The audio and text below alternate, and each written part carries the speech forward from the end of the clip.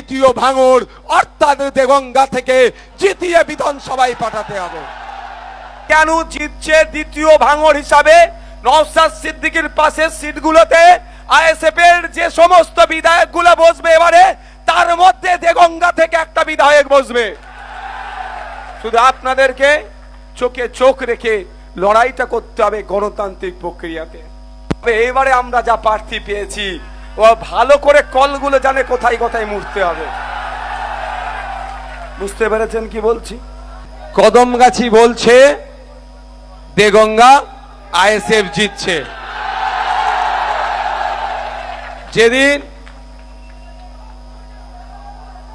মফিজুল হক সাহাজি তথা মিন্টু সাহাজি সাহেব ফুরফুরা শরীফ থেকে তার নাম অ্যানাউন্স করার পরে ভাঙড়ে ঢুকলো, 30,000 প্লাস ভোটে এগিয়ে গিয়েছিল। আর আজকের দিনে আমি যখন আসছিলাম, আমি মাথা গুলিনি, আমি শুধু বাইকগুলো দেখছিলাম। যা বাইক আছে, বাইক পিছু 2টো করে ভোট দিলে আজকেও 30,000 ভোট হবে। অলরেডি আমাদের মফিজুল হক সাহাজি ভাই 60,000 ভোট পেয়ে বসে আছে। 2021 সাল তখন বিজেপি চলে আসবে, এই গল্প শোনানো হয়েছিল।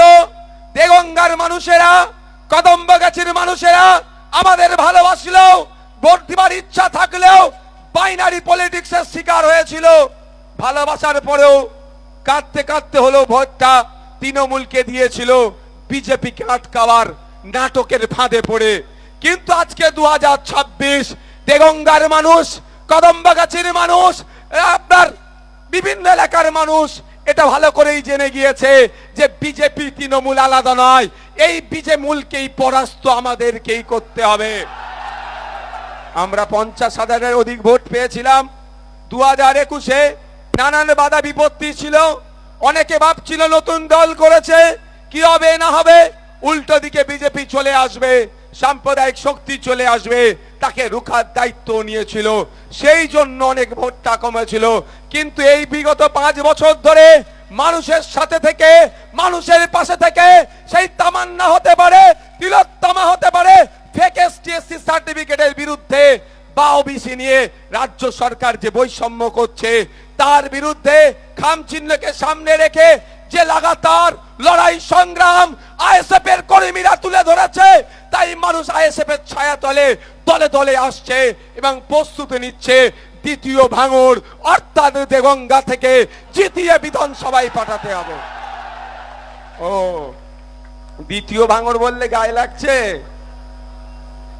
আমি ব্যক্তিগত আক্রমণের পক্ষপাতী নয়, শুধু এতটুকুই জানতে চাইছি, যদি ভাঙড় নিয়ে আপনি এতই চিন্তিত হন তাহলে আমার একটা কথার উত্তর দিন।